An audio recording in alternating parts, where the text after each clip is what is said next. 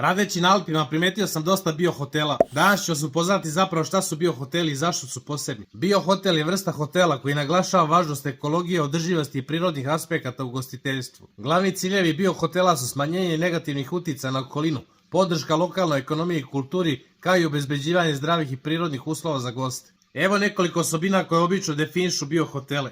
Energetska efikasnost. Biohoteli koriste obnovljive izvore energije, kao što su solarna, vetroenergija i geotermalna energija. Također koriste uređaje i sisteme osvetljenja koji štede energiju. Zatim održivi materijali i tehnike građenja. Pri izgradnji ili renoviranju, biohoteli koriste održive, reciklirane i lokalno dobijene materijale koji minimalno štete okolini. Organska i lokalna hrana. Restorani u biohotelima često nude organsku hranu koja je uzgajana lokalno. Ovo podržava lokalne proizvođače i smanjuje ekološki otisak povezan sa transportom hrane. Zaštita prirode i biodiverziteta. Biohoteli su obično smešteni u prirodnim ili ruralnim područjima i posvećeni su zaštiti lokalnih ekosistema i biodiverziteta. Zatim zdravlje i dobrobit. Pored brige o okolini, biohoteli se fokusiraju i na zdravlje i dobrobit svojih gostiju, nudeći spa i wellness usluge koji koriste prirodne i organske proizvode.